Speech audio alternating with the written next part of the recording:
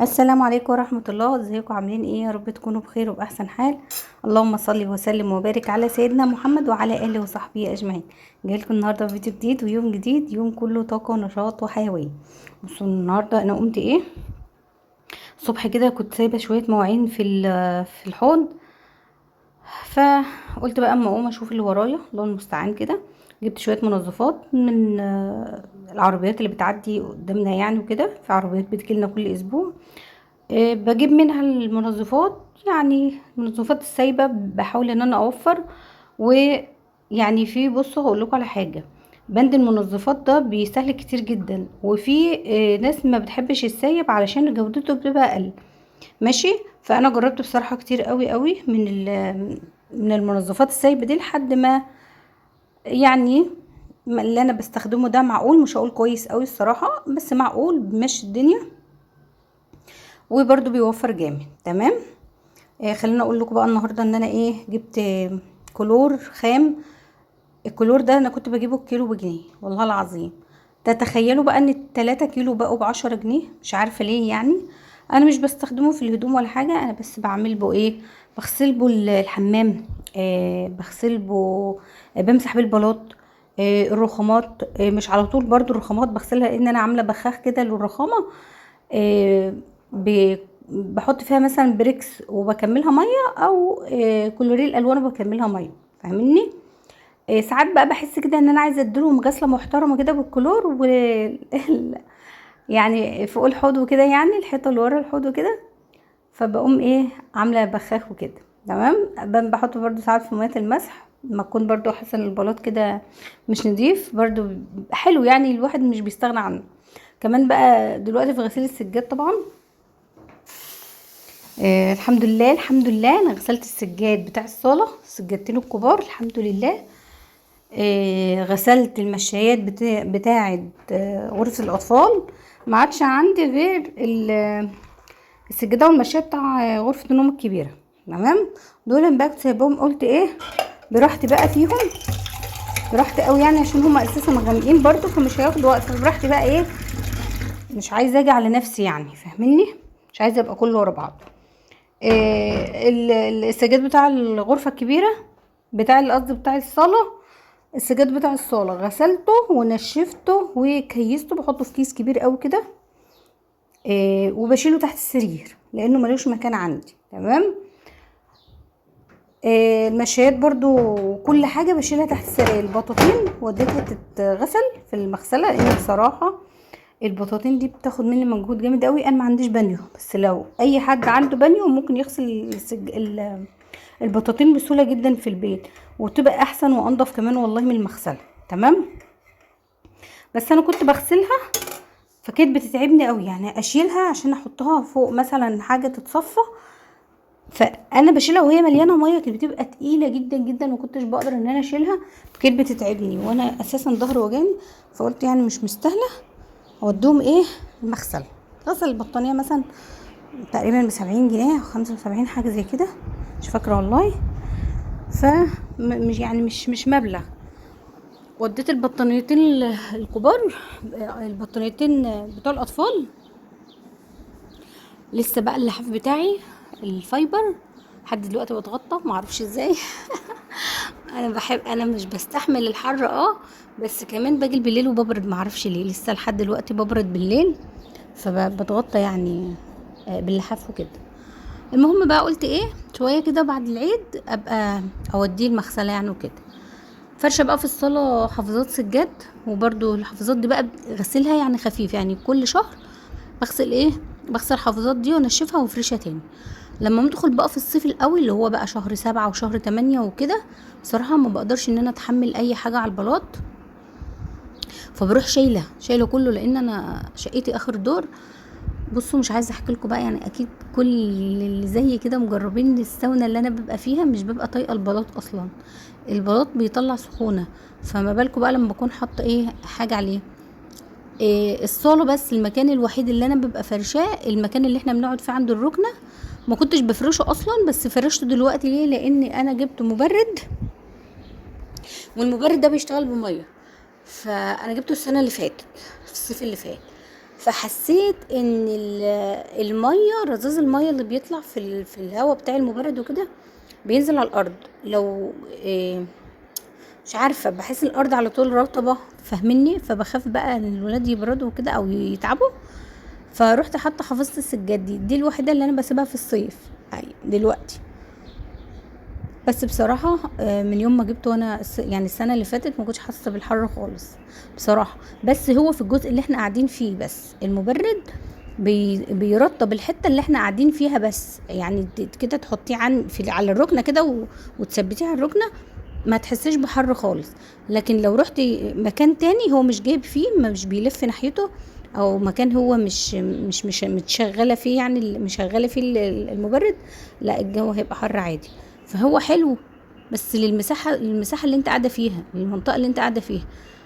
بس طبعا بقى هو حلو طبعا عن المروحه بكتير، لان المروحه عندي كانت بتجيب هوا سخن عشان انا دور دور اخير يعني. في المروحه والله كانت بتنزل علينا كده هوا سخن. تمام. تكييف بقى طبعا انتوا عارفين ان الكهرباء يعني الله المستعان. والله العظيم انا مش بجد انا ما بقتش الحق ان انا اشحن لا كهرباء ولا غاز. عايزه اقول لكم ان انا شحنت الغاز، انا كل شهر بشحن الكروت بتاعتي في اول الشهر، يعني يوم واحد يوم اتنين تلاته بالكتير قوي بكون شحنه الكروت. كارت الكهرباء عموما انا مش بسيبه فاضي، تمام؟ بس لو انا شحنته بشحنه في نفس اليوم، تمام؟ لو انا حطيته في العداد يعني ما بسيبوش بقى، بشحنه في نفس اليوم وبروح شايلاه.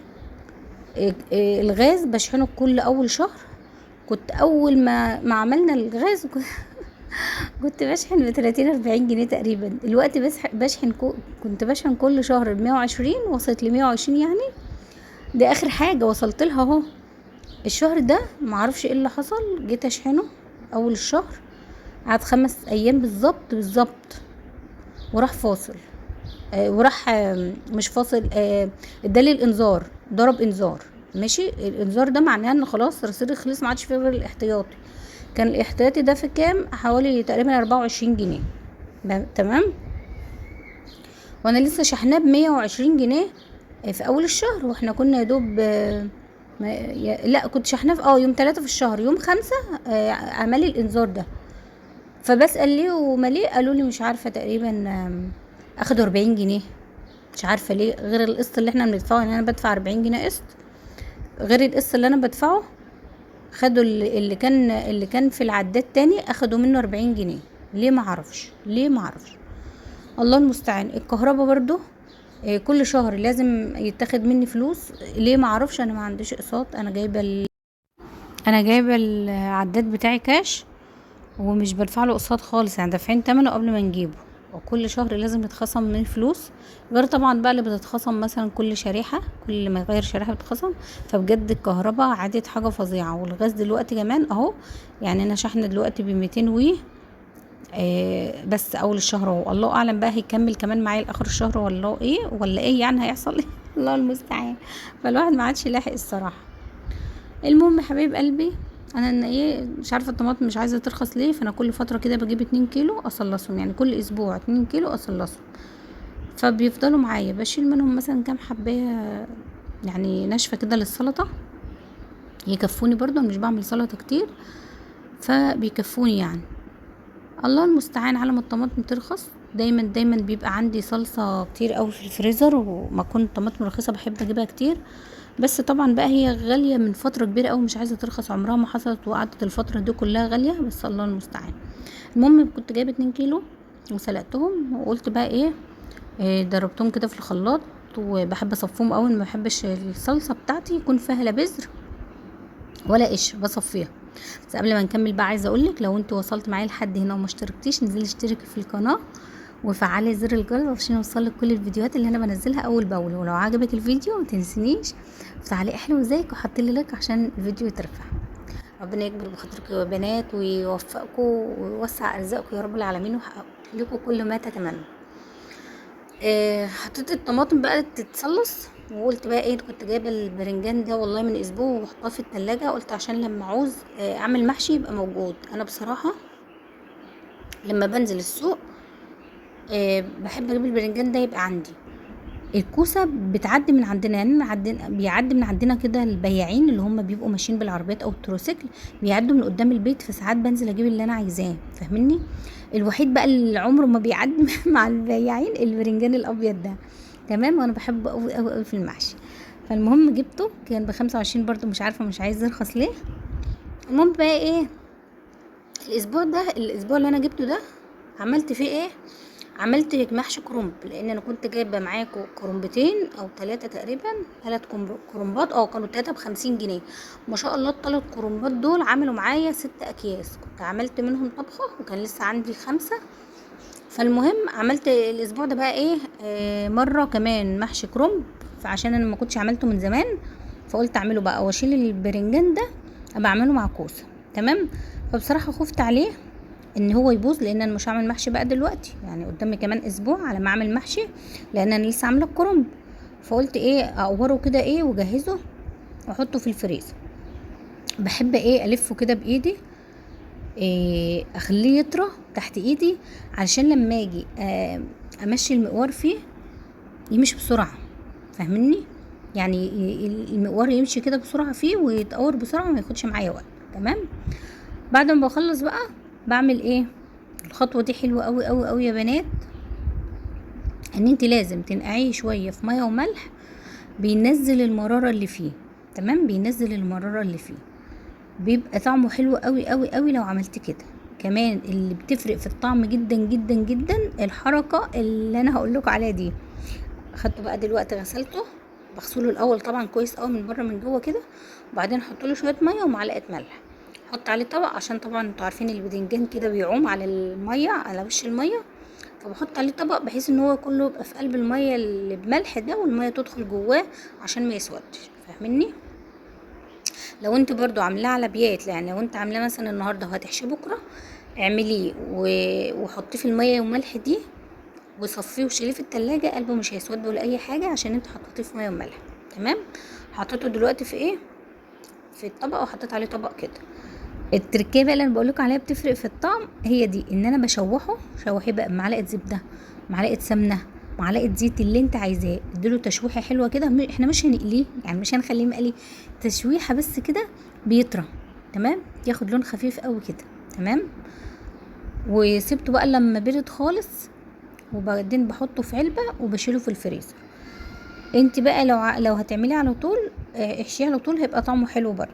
لو انت هتخزنيه بيبقى طعمه برضه حلو، والله العظيم، ولا طعمه بيغير ولا بيتيري ولا اي حاجه، ولا بيجلد، عشان بس الناس اللي بتخاف من الحاجات دي تجلد، ولا بيجلد، بيكون زي الزبده. وده كان فيديو النهارده، لو عجبكم متنسوش اللايك. اشوفكم على خير الفيديو الجاي ان شاء الله.